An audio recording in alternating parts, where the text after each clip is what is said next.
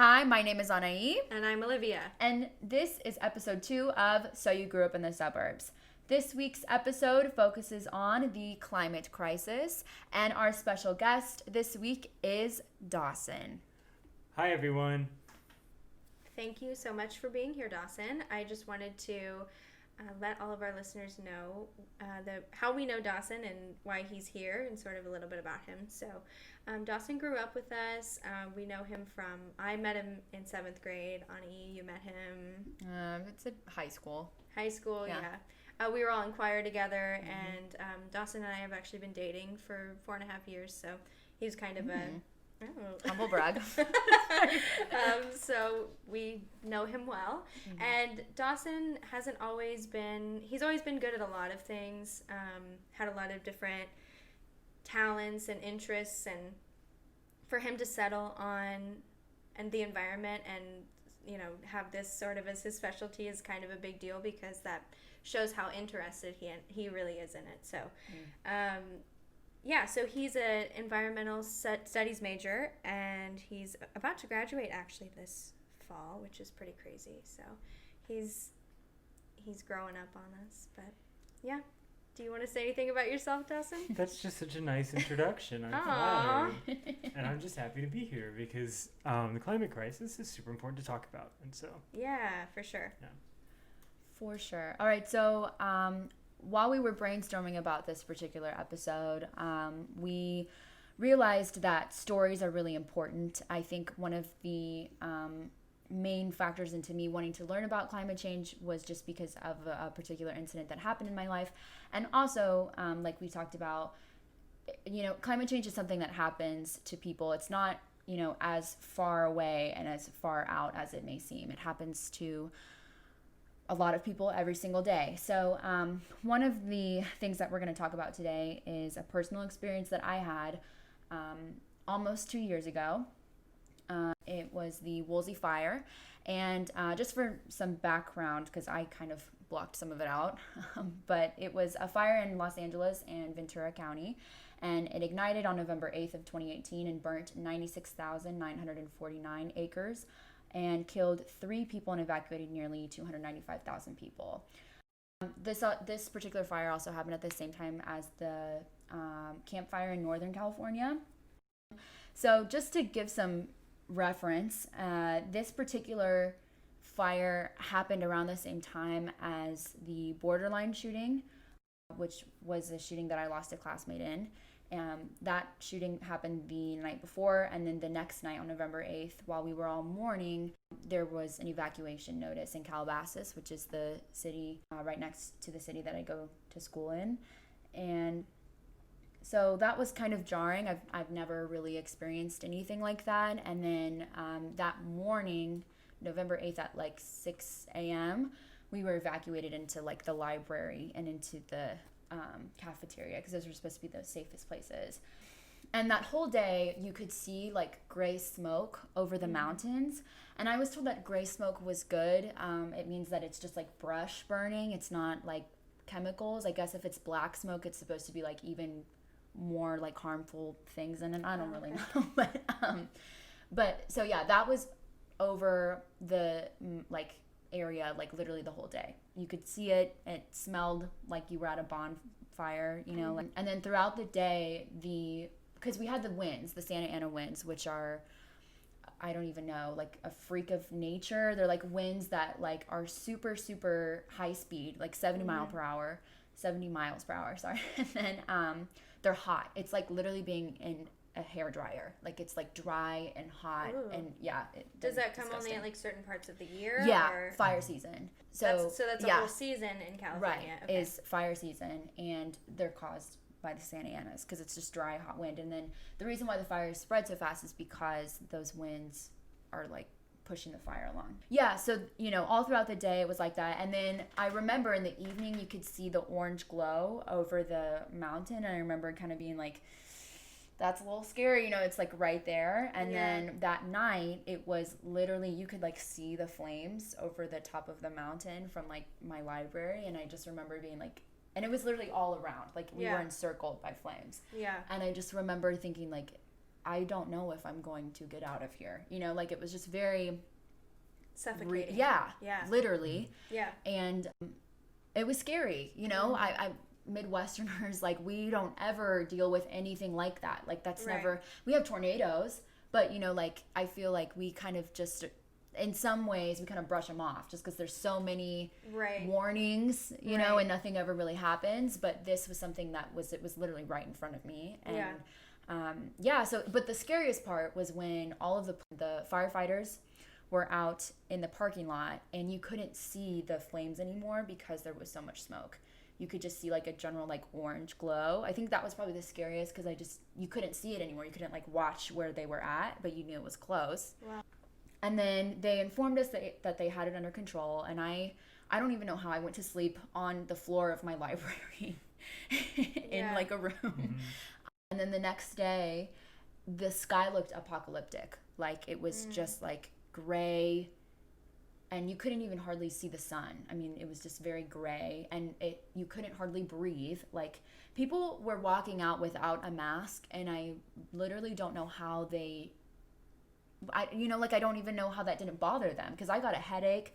My throat was super, super sore. Like, it was suffocating. Yeah. And people were just kind of acting like, no big deal. I was like, Wow. But anyways. So you had access to masks? Yes. Or, yeah, okay. the school provided masks. But Okay. some people just chose not to. Interesting. Yeah. Anyways. Well, can you imagine like not having access to a mask Right. during that time, or not having any means of Right. evacuating, or Right. I mean, just that provides so much, like, and it's sort of more of a longer drawn out disaster rather Yeah. than like tornadoes here, like Yeah.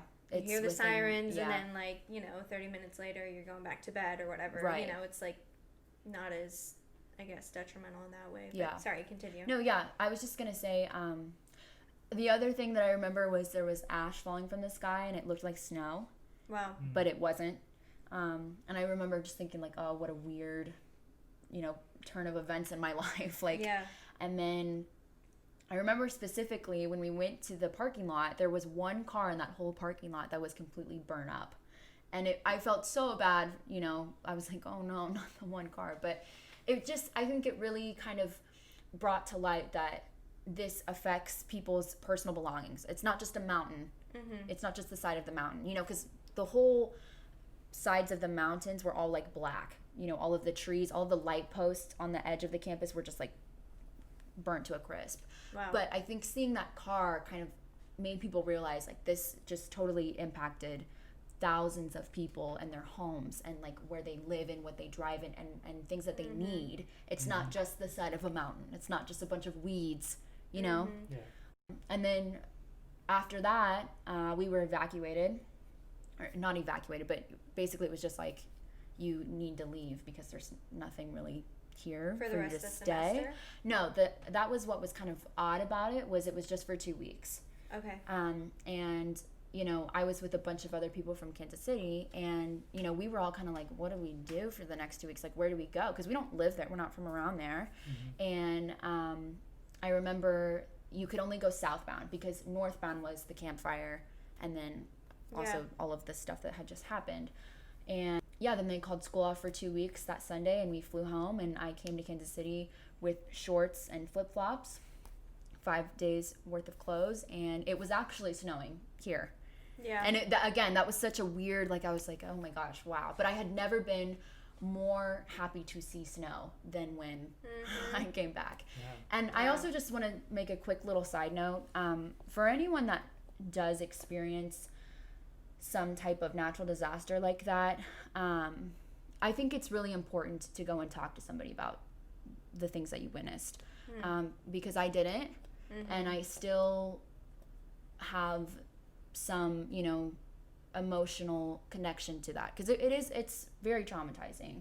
And I think it's really important to do that, because I think people don't really talk about that, and you definitely should. There's a lot that happens and a lot of weird things that happen, and it's important to talk about those things. So yes, Wow. that's my story. Yeah, So- thanks. Yeah.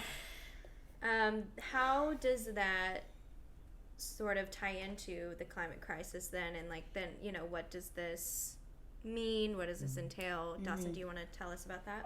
I can start it. Anahi, I know you did some research on it as well, but the main thing, the main way that forest fires are going to connect to climate change is that it's drier and warmer for longer periods of time, and those are the conditions that lead to forest fires like this. So, like Anahi mentioned in the story, it's a seasonal thing. Like there's a fire season every year, but this fire season is getting longer to the point where we're like California especially is getting to the point where the whole year is a fire season almost because because of the way that the climate is shifting in terms of how dry and warm it is all year long. So is there anything more that you wanted to say about that? No, I just about the Santa Ana winds. I know we kind of talked about it, but in the research that I found, it was just basically saying that it was just going to get drier and more hot, and then that was going to prolong the season to where it's not just in the fall. It's not just like October. It's like literally the whole summer, and like you said, it's basically the whole year because. And it's not even just limited to like California, where there are these more intense and more frequent wildfires that are happening. Like we saw 3 big ones last year. With the big ones with the Camp Fire and the Woolsey Fire in California, but then also in the Amazon as well. Australia. And then Australia, where the whole continent was burning for like a solid month. And the way that these tend to be covered, which was actually a little bit better this year, but the way that disasters like this tend to be covered, they do tend to be covered as natural disasters, as disasters that are affecting the ecology and wildlife, which is absolutely important. Like in Australia, I think there were estimates of like 500 million like individual animals that died in these fires. That might be something that I'm just making up, but I'm pretty sure I remember reading that. But not only is it affecting animals and ecosystems, but directly affecting people's livelihoods. Like for you, the fire disrupted your entire schedule for 2 weeks. Like you had to go home. For anybody that worked like on your campus, they had to go home too. Like there was no work for them to do because everything had been just burned. Or the air was too unhealthy to breathe. And just to think about all the homes that were destroyed.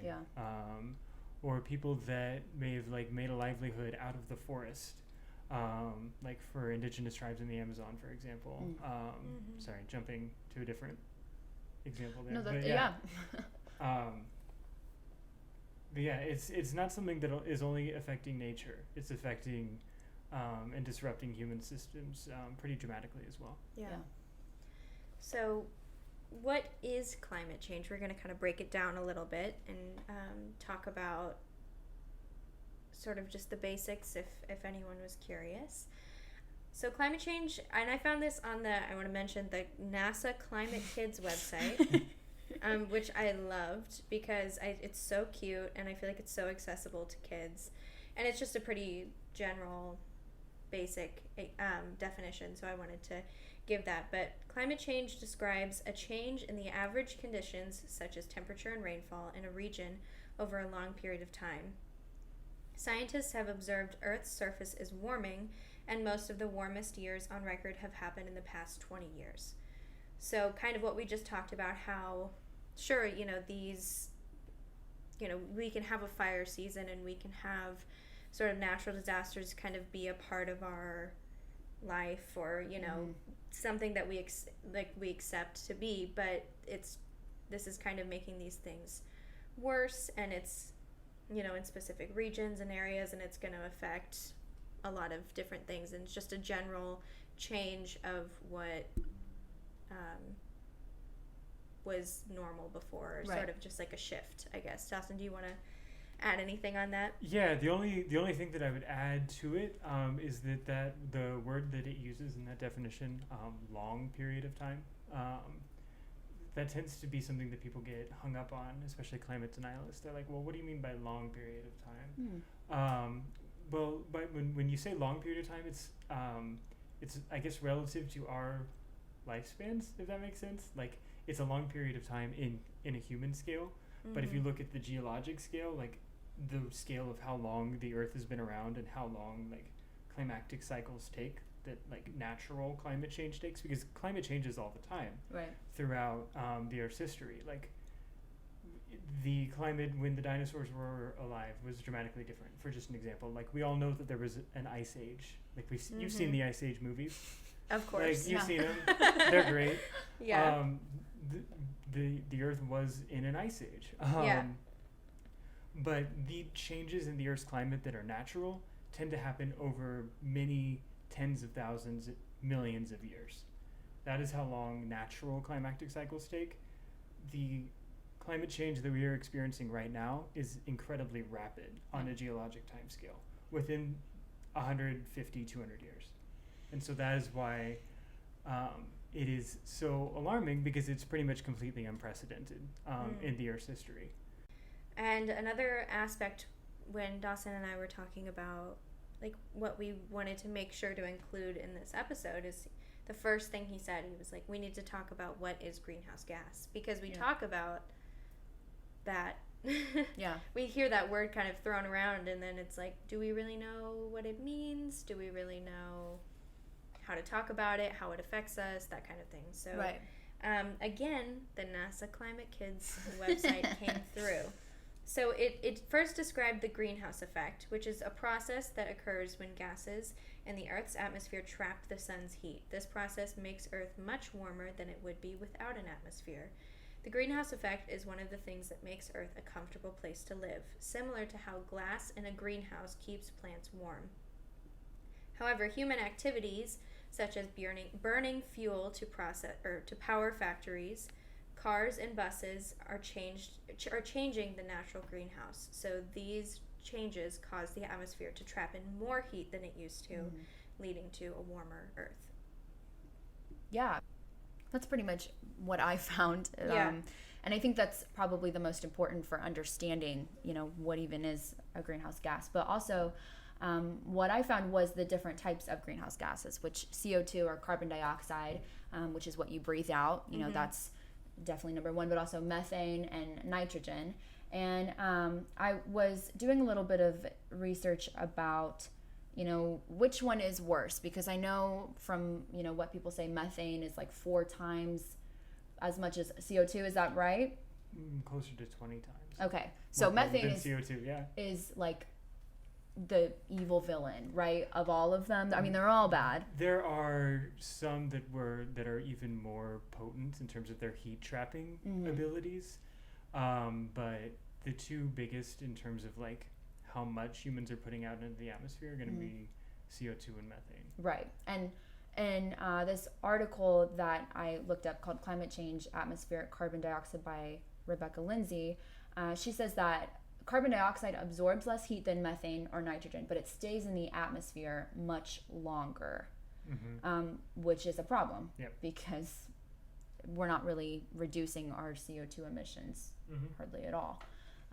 So I think that's really important. And then just really quick about the the Santa Ana winds, just about like reducing or reducing the humidity in those winds. I know that can also be caused just from the CO2 emissions or just the climate crisis in general. But in the article from Alex Hall called How Climate Change is Fueling Southern California Wildfires, it just basically was talking about how this climate crisis is going to affect everyone, and the fires, and also with ocean acidification, and just how it's all a domino effect, all from this thing that we just constantly emit all of.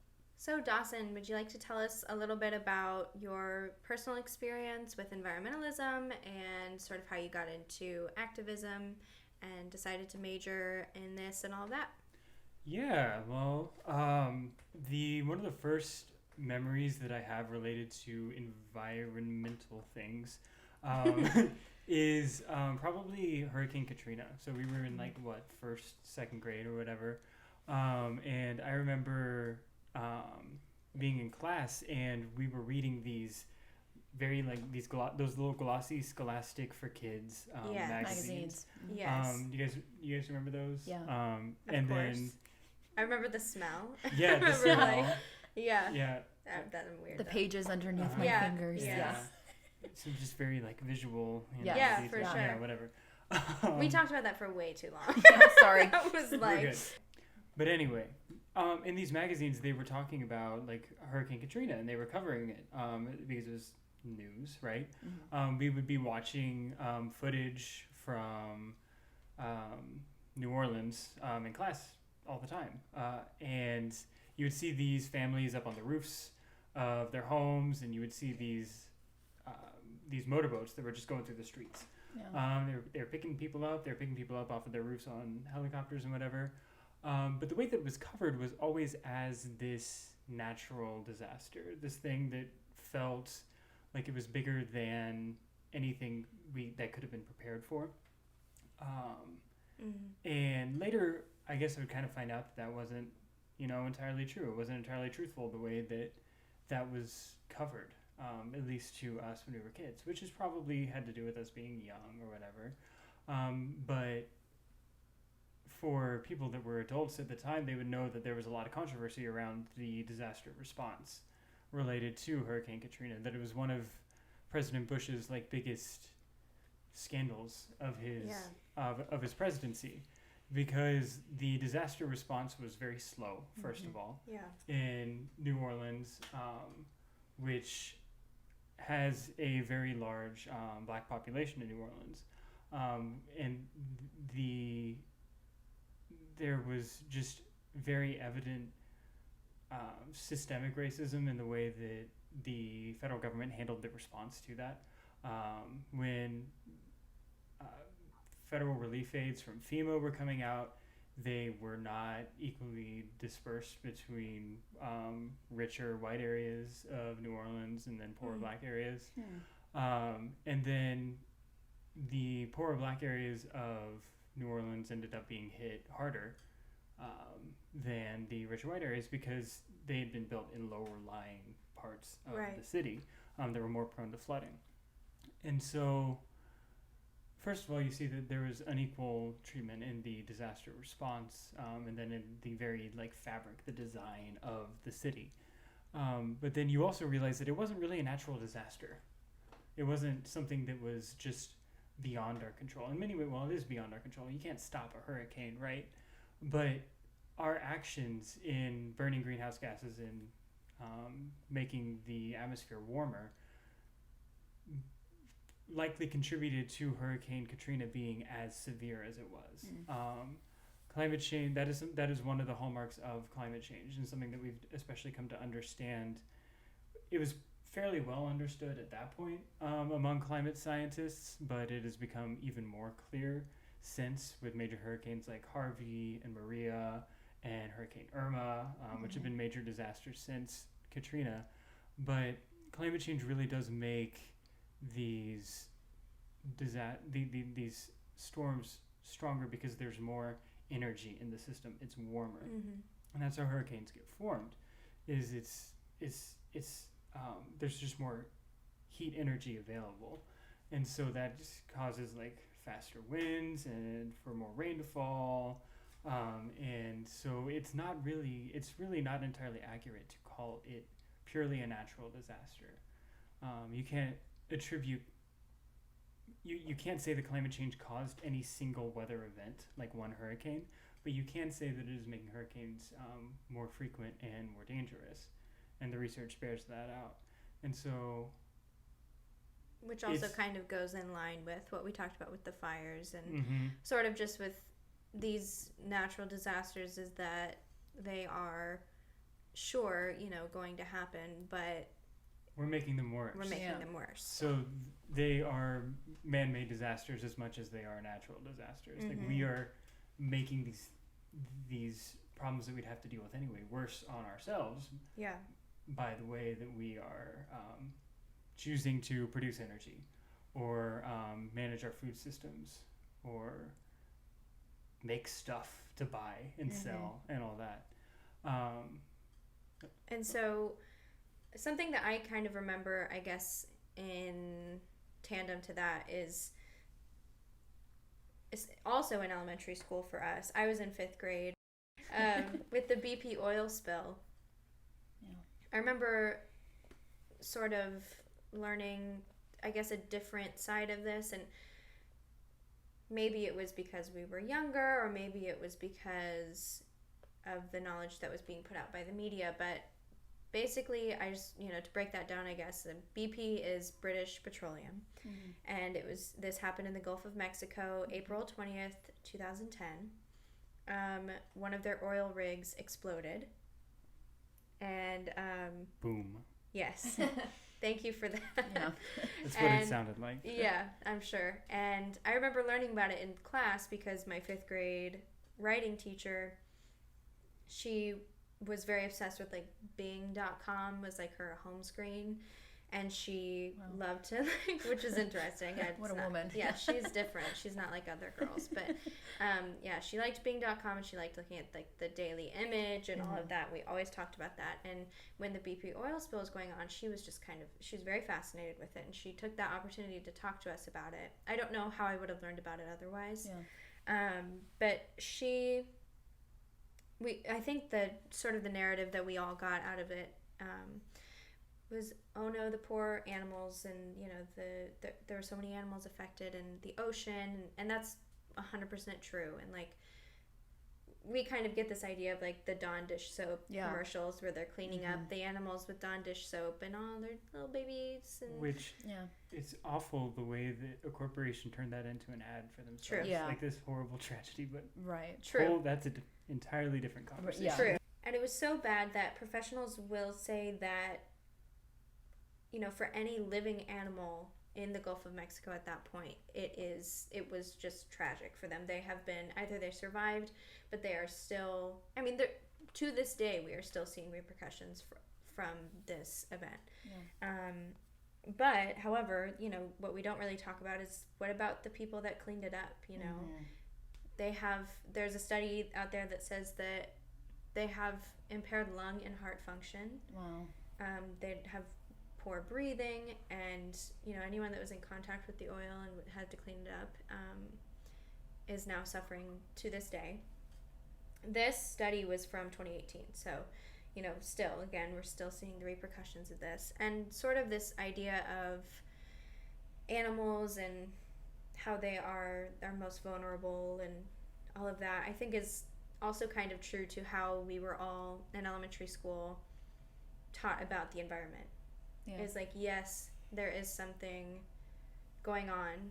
To us, it was like endangered species, right? Like, I remember there was a project where we each picked an endangered species, and we learned about them, and you get attached to the species, and then you're like, by the way, they're dying, and there's nothing you can do about it. Right. And that was a little hard, for kids. And I remember, like, my nephew, who's 9 years old, he's an angel.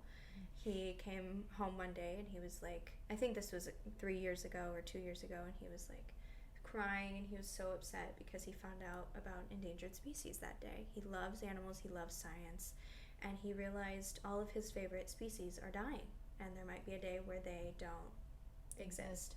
And that was really hard for him to stomach, and we sort of to combat that, I was like, well, why don't we do something, and we had like a lemonade stand, and we donated some money. But if kids can understand sort of that vulnerable population idea that we talk about, whereas you talked about just now, with Hurricane Katrina, how yes, it was a natural disaster, but there was a population that was more vulnerable and took a bigger hit with this, right? That's kind of the gist, is like, if kids can understand that about animals, and we can understand that with the environment, like, we need to start thinking about that with people too. And that's just something that I think, because my side of this is sort of the education side, and it's like, what are we being taught, and what needs to change about that.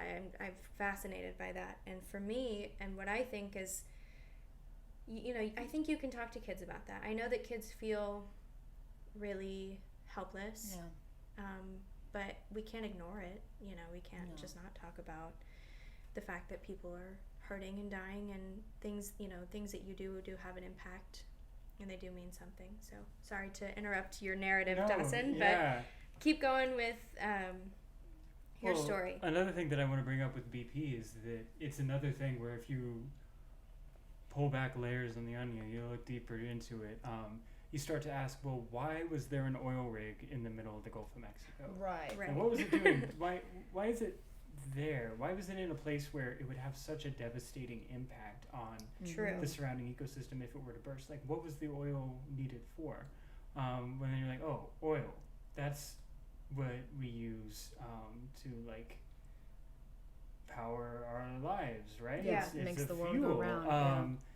And you realize, oh, they're out in the ocean because they're starting to exhaust all the resources on land because things are just there's such a high demand for oil that they can afford to do something that is that risky and dangerous because we need it to power an ever-growing economy. And so you see how that wasn't just an isolated disaster that was affecting the Gulf of Mexico. It's part of this broader puzzle of a society that has become addicted to its own growth, which is fed by fossil fuels, that is making it encroach more and more and more on the environment with more dire consequences for the people that live there. So, but anyway, my narrative. What were we gonna say? So I just have a quick question. You mentioned fossil fuels, and I was just wondering, what are fossil fuels? Well, fossil fuels are coal, oil, gas. Those are the three fossil fuels. They are, when they're burned, they are what produce greenhouse gases as a byproduct of them being burned. We burn them in factories. We burn them in power plants. We burn them in our cars when we are driving around. They're just these little mini explosions happening, and it's burning the gas, right? Or I guess it's technically oil. We call it gas, which is really confusing. Yeah, it's not it gas, is. Yeah. Which sort of obscures it and always confuses people. But like, the gas in your car is petroleum oil. Yeah. Makes sense? Yes. Kind of. So how do you get coal? Like, how do you make... Yeah, so the reason they're called fossil fuels is they are the fossilized remains of plant and animal matter from millions of years ago that has been compressed underground into these tight little, just little bundles of energy that once they're burned, they release a lot of energy that can then be used to power things, produce electricity, and so on. And so... yeah, that's what they are. And it's interesting that I didn't know that. Yeah. No, I didn't either, yeah. I'm 21 years old, and I don't even know what... Like, I hear fossil fuel all the time, especially dating you, but I literally don't know what it is and, like, how it's made. And so, it's very interesting. Well, and that's a whole other thing where education on topics related to climate change, and climate change in particular, has become something that is a political question. Right. Yeah. And so even just knowing about what a fossil fuel is exactly is something that if your legislature is controlled by Republicans, you're not gonna know as much about it because... What sort of facade does it have? Like, what is the narrative then shift to when you are able to talk about it? If you've taken like a class in yeah. So when I guess oil and gas are talked about in American history classes, typically like in high school, you're going to be talking about the Rockefellers and how they discovered gas on their land, and then they created this whole U.S. oil and gas, and they created this great empire, and it fueled American domination around the world and American capitalism. Right. And you're like, wow, this amazing fuel. And then you learn a little bit about how it powers our lives, and it's so great. But as we kind of know now, and as we're having this conversation, it helps America be productive in a very narrow sense, and the Yeah. fruits of that productivity were the benefits that came from it are only in the hands of a few. Yeah. So we talk about suburban education, and what I think is important to also talk about, when we're talking about the suburbs, is how the suburbs play a role in climate change, and we can sort of relate it to Kansas City and to the suburbs out here to kind of get an idea. But we have the idea of sprawl, urban sprawl, which is where we have a central, we think of like cities and metropolitan areas, the city being the central area. And then you have sort of those outskirt town suburbs, like here in Kansas City, we have Lee Summit, we have Blue Springs, Overland Park, Olathe, Grandview, Raytown, these suburbs, and more spread out areas. Yeah. And then we sort of think outside of that are the more rural areas. Thank you so even much more for saying spread it out. for me, because I can't say that word. Yeah. No, yeah. I was looking at Dawson and I was like, help me. Yeah. please. No, we all knew. Yeah. The thank rural you. areas like Thank Belton, you. Peculiar, Yeah. Harrisonville. Rural. But even those you would consider somewhat suburban. Yeah, Right. Right. Here. Pleasant Hill as well, because For it sure. continues to expand outward. Yeah. Yeah. The idea is just that it gets more Spread out. The further out you go from the core, the more spread out it is. but yeah. the idea then is how inefficient that is. Yeah. Because here in the city, we have people living on top of each other. Right now we're in an apartment, and I have people that live on top of, live Right. above me and then above them. Right. And, it goes on. But in the suburbs, you're taking one plot of land and you're, doing nothing with it. You just have a lawn and you just have your kids and you have your cars. And, watering it, and you're mowing it, and right. Yeah. And you're using energy, and you're paying to, provide electricity and energy and all of that for you. Yeah. And that's horribly inefficient. And Yeah. then you have the idea of, even past that, people with bigger plots of land that they're not really doing anything with. Right. Maybe they'll have maybe they'll have some chickens, or maybe they'll have some cattle, but they're not really doing anything, producing anything. Yeah. So that's sort of the idea. Now, Dawson, I want you to talk about transportation and how this sort of directly correlates, because we talk about gas, we talk about carbon emissions, things like that. How does that, something that we all partake in here, we all have cars, we all drive. It's how our cities are structured and built here, especially in Kansas City. It's not easy to take, I've never ridden the city bus. Like, it's just not really. there's one bus stop in the suburb that we grew up in. Yeah. And it runs a couple times a day, just during rush hour. Yeah. Because the suburbs, especially in the United States, are towns, communities that have been designed for cars. You have to own a car to participate in a suburb, pretty much. Maybe in its like historic downtown, you might get lucky and be able to walk to your school, but that is a luxury. Most people, like, you have to drive to your school or ride the bus. You have to drive 10 minutes to the supermarket. You got to drive 20 minutes to go to, I don't know, like a movie or something. Right. Nothing is within walking distance or bike distance. Like, for me growing up, the only thing within walking distance from my house was a McDonald's. But even then, that was like a 5 or 10 minute walk. because we lived equidistant from this McDonald's growing up, and we never walked there. Yeah. I mean, in the suburbs, you just grow up and you're like, we're driving, because that's what we do all the time, and you just kind of get used to that. Yeah. Starting your car and driving out, and that's But here I live in the city now, and I walk to Whole Foods all the time, or I walk. I could walk to school, or I walk to work, and things like that. It makes it much easier. Things are much more accessible. Anyways, and continue. so when you're walking, you are not burning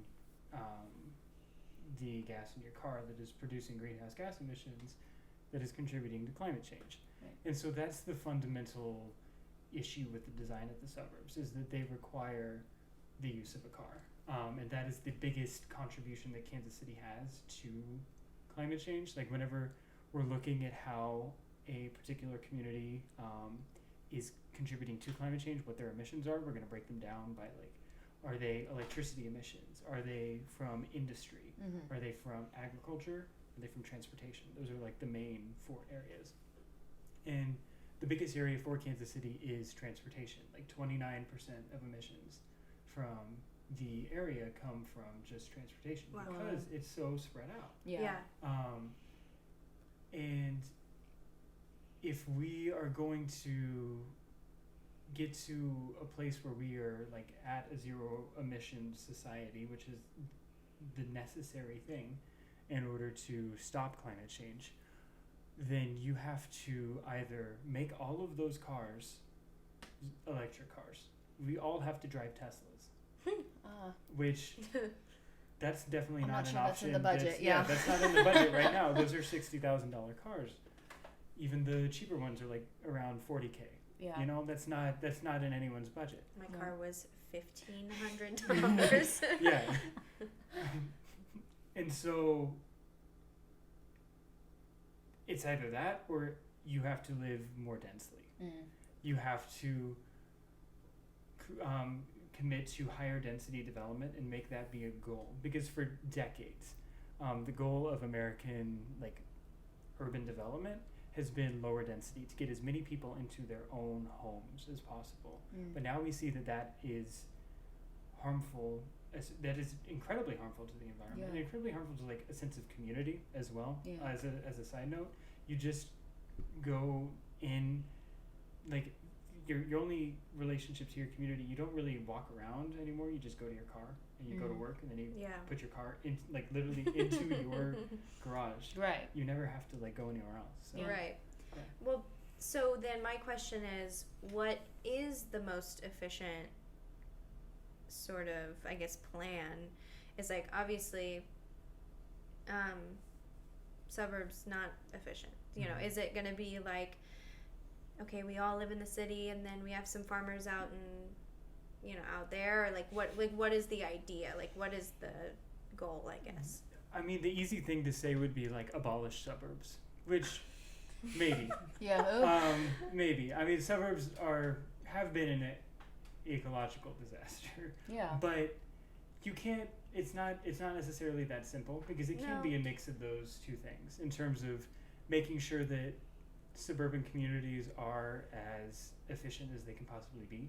So making sure that the homes are built with efficient materials and not super like thin walls without insulation or anything, so that they're not like using too much energy to heat it or cool it down. Or you're also committing to some people like driving those zero emission cars that I mentioned. Like some people will be able to afford that, and that might be the lifestyle that they want. So you have to make sure that that's going to be an option. But if we are to make the large changes that are necessary, there's going to have to be somewhat of a societal shift back towards a denser style of living than what we've experienced so far. Which I feel like is obviously so hard for people to imagine.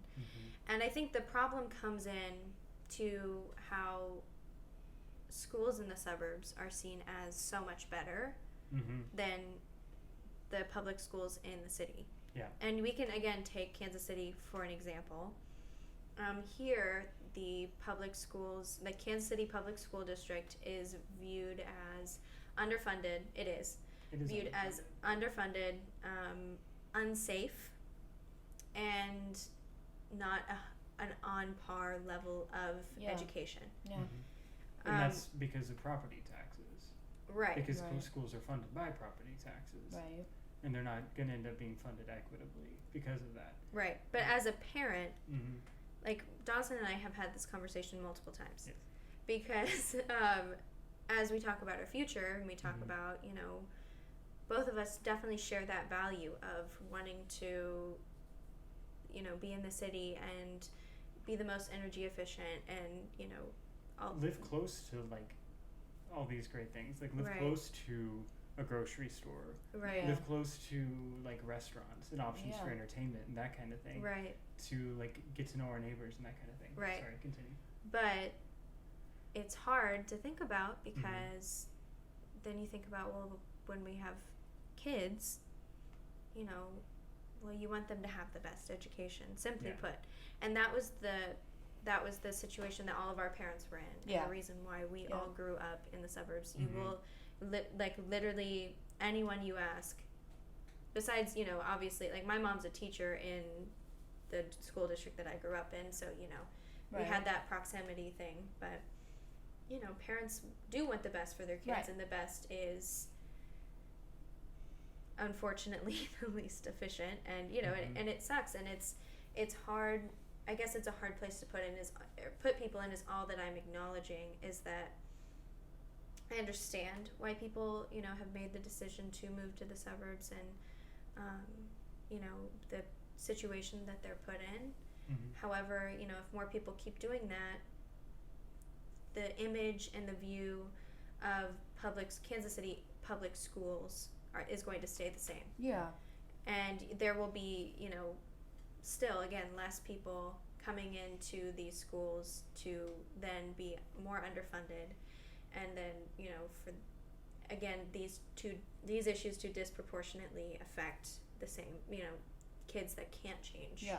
Where they go, their parents can't afford to pay more Right. to send them To live on the you know, or outskirts, to yeah. move, or Yeah. And I was just going to say, too, this isn't something that is going to go away. People Yeah. are going to still keep wanting the newer, bigger 5-bedroom houses. You know, it's not, Right. I think about the suburb we grew up in and how much has changed Yeah. in the years that we have lived there. Think about all of the new grocery stores that have been built there and all of the new developments on the east side and the south side of town that weren't there Yeah. when I moved there, Yeah. you Yeah. know, 15 years ago.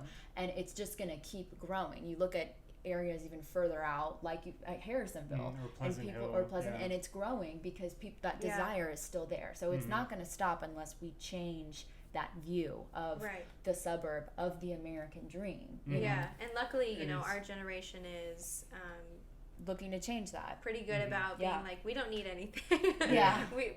All we want is an affordable 1-bedroom apartment. Yeah. For our, Two recession later. yeah, literally. Yeah. We grew up in the recession, and we're like, all we would like Right. is to be comfortable. Right. That's Yeah. all we need. You Right. know, we're kind of bare minimum sort Yeah. of generation. So Yeah, we've also learned that American dream has kind of been like it's a lie, and it's Yeah. it's a lie that's only been made accessible to for like the wealthy and white people for the most part. Right. And so we are rejecting that as a way of organizing society, of building towards this like great American dream or whatever. But also, I really liked what you brought up about education policy, because it really shows how these issues are interconnected. yeah, So Oh, in a way, if definitely. you are like, for example, if you provide better funding for education in urban core areas where there has been just this dramatic loss of a tax base, Right. as white flight has occurred over the last several decades, and white people and wealthy people have moved out of urban areas and out towards suburbs. That has led to the crisis of funding for school districts in downtown areas. So if you commit to better funding for downtown school districts, then you are incentivizing Right. a denser To come model back. of development. Yeah. yes, And Yeah. so, in a way, like, better education policy is climate policy. And so, hell yeah. It's I all give a big Yeah. hell yeah. Yeah, it's all interconnected. Yeah. yeah. So this I guess connects back to a personal story of mine, which last year, my sophomore year of my undergrad, I was able to go to one of the prep academies in Kansas City and give voice lessons to a student as a part of one of my teaching classes. I loved being there. I loved my student. I loved, you know, she was so smart. She was so sweet, and we just had a great time. Come to find out, that is apparently the best school that the Kansas City Public School District has to offer, is what I was told. The school had rats in the ceiling. It had no wow. working air conditioning. It had black mold growing in certain places. You know, one piano, you know, that we were able to use, and the list goes on and on. You know, the way to get in was going through a long security process. Obviously, we had to do background checks to get in, but that's pretty standard.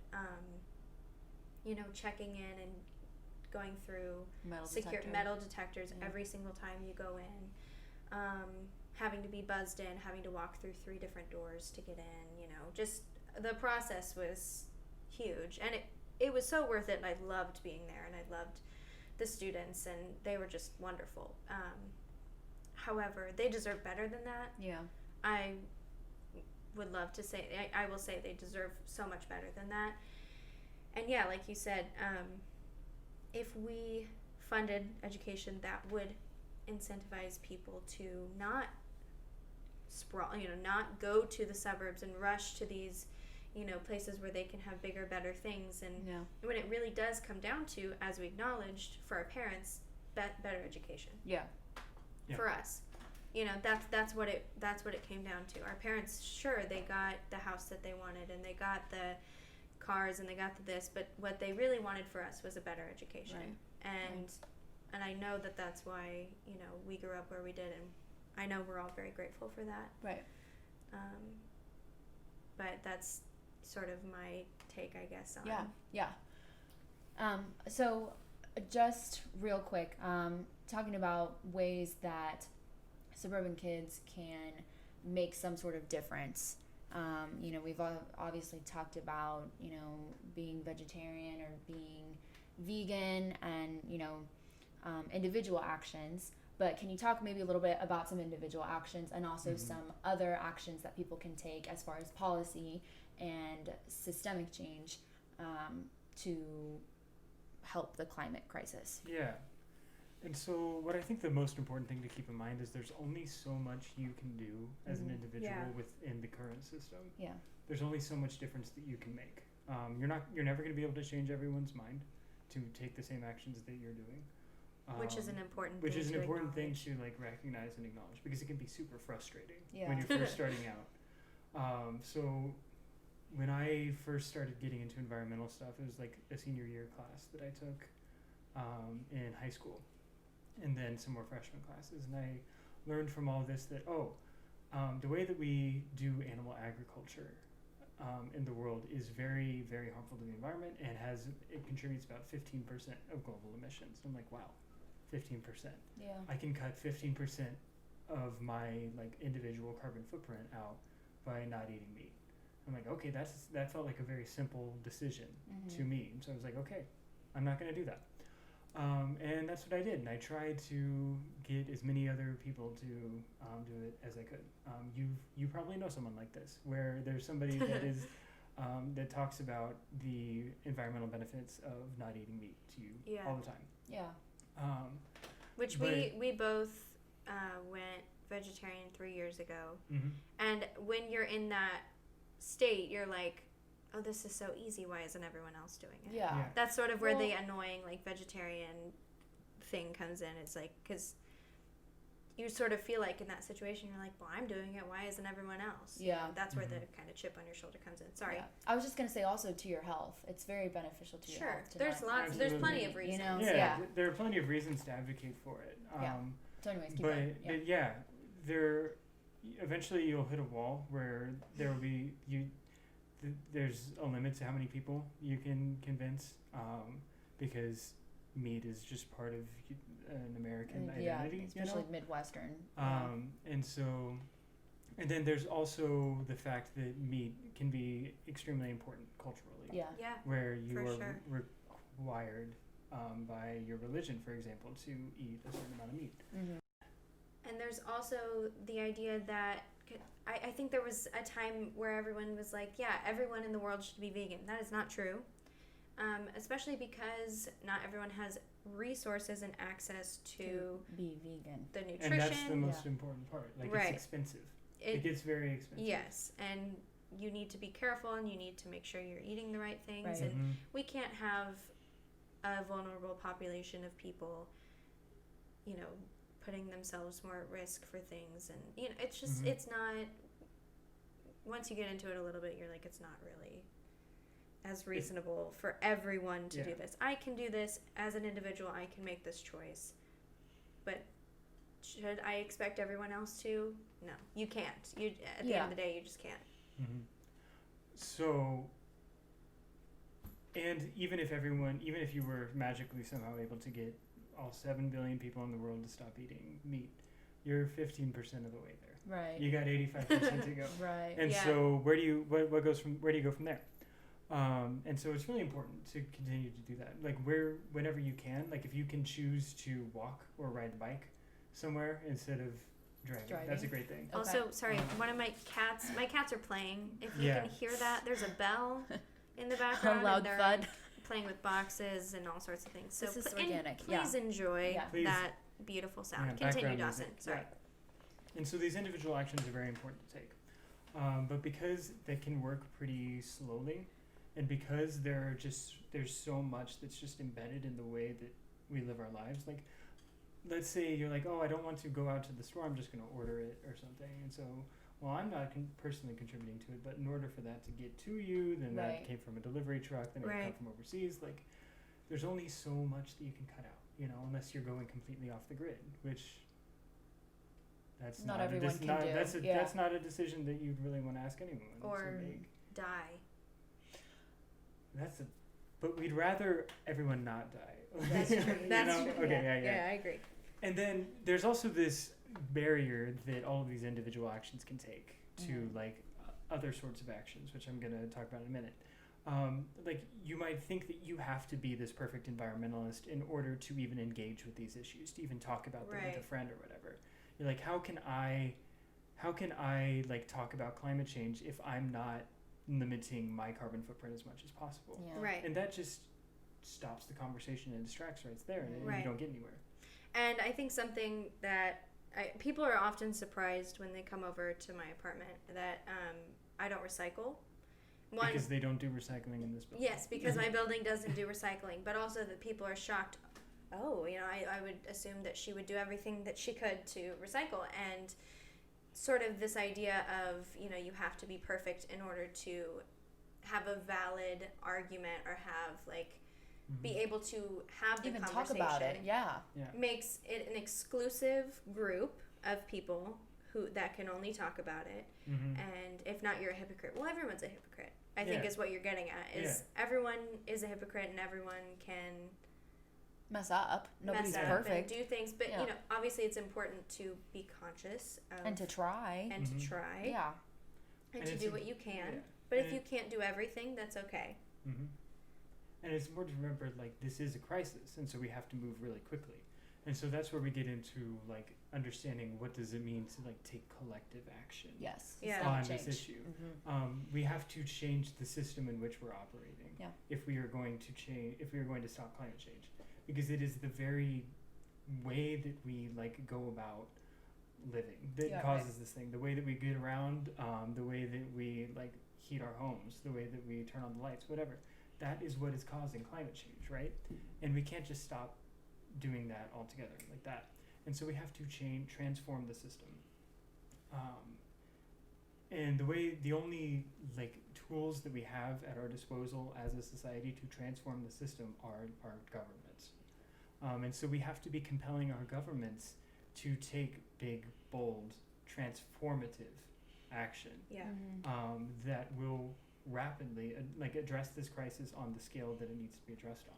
And so there have been recent reports from the Intergovernmental Panel on Climate Change, which is a big, scary name, but it's just a bunch of climate scientists from all around the world. And they periodically release these reports about climate change. And their biggest, most recent one was in 2018, and it was about the implications of 1.5 degrees Celsius of warming. Whatever, there's that number. What they basically found is that if we want to limit global warming to 1.5 degrees Celsius, which is the internationally agreed upon goal, what we have to do is cut our emissions in half by the year 2030, and then get to net zero by 2050. Wow. And so it's urgent. It's a Yeah. crisis. Yeah. And there was a very recent report, like last week, I think, where the IPCC was like, hey, we might hit 1.5 by 2024. Wow. And so it may, like, that is how quickly these things are bearing down on us.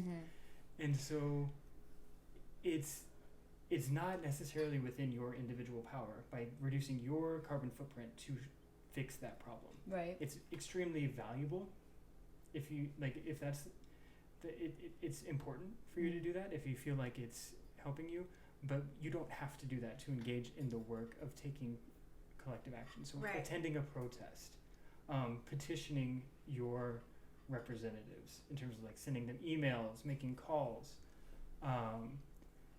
and voting, Right. doing Yeah. these things, participating in democracy, making it an active kind of verb, and forcing these changes upon them by raising your voice and making it known that, hey, this is an issue and we need to deal with this right now. Right. Yeah. Because these are, like, our future's on the line. Yeah. Like, our entire lives are ahead of us. And we're already seeing, like, from your story, Anahi, like, that this is already affecting our lives right now. Right. Yeah. And it's especially affecting the lives of people in the global south.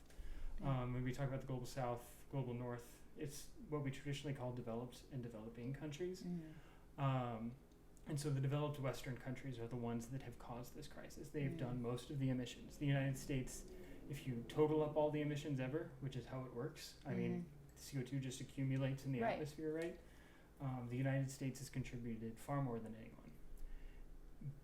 And then the countries that have contributed the least, so countries of the global south that are still developing their economies, they are going to be affected the most by this. Yeah. Because infrastructure is poor, and people are living in, like, incredibly impoverished, like, Right. like very dense Areas. slums. Yeah. For the most part, that's been the model of the unfortunate model of development in the global south. And so, like, the movie Parasite, like, have you seen that, where, like, you have these incredibly rich people living higher up in the city, and they experience, like, this storm. There's, like, this big storm that comes along, and they're like, oh wow, the storm was so nice. I mean, it kind of inconvenienced our camping trip, so we had to come home early. And then there are the poor people that are serving them, that live in the lower levels of the city. Their entire house is ruined. Everything in their house is flooded. Yeah. Because they live in, like, a sub-basement. Everything's flooded. They had to just grab what they can and just, like, float on a table. And that's it's a very realistic portrayal of how Or climate like change works, and that it is not affecting the rich now, but it is destroying the lives of the poor. Yeah. Right. So. Or like Anahi talking about the Woolsey fires and how the media coverage was more concerned about all of the rich people that. Yes. If you want to talk about that. I would definitely say that because it happened in Calabasas and in Malibu, where there are a lot of celebrities and affluent people, you know, I feel like that fire got particular attention because it was causing people like the Kardashians and Miley Cyrus and Chris Hemsworth to flee, and their communities were destructed. So there was so much, you know, money going towards them, even though, to be quite honest, that area already had so much money anyways. But yeah, I think what you're saying is very true, that it's not affecting the rich, and when it does affect the rich, it's a way bigger deal than when it's happening to the rest of us. Right. So I think the message is, you know, fight for them, fight for the people that are being affected by it right now, and you know, let that be sort of your driving force in your action on this. Right. So vote, petition, call, protest, and join groups. Yeah, get like involved the Sunrise Movement. Yeah, get involved with groups like Sunrise Movement or U.S. Youth Climate Strike. who are building these cross-class, multiracial movements of young people to say that we have to take action on this right now because it's for our lives and like our futures as young people, and it's for the lives of people around the world who I guess we're responsible for the devastation that is being caused by climate change as like the United States, right? And then we are responsible for the climate disasters happening in our own country that are already affecting low-income communities and vulnerable communities. And so understanding that there's an aspect of justice to this, very much an aspect of injustice to it, and justice needs to be had in these situations. All right. Big deep breath. Like that's what we talk about. That is. Yeah, It's a but very thank heavy you so subject. much, Dawson, Thank for you. enlightening us and sharing your knowledge with us. And we will have links to the Sunrise Movement and all of the different sources that we talked about in our description below. Yeah. Thank you so much. Thank you.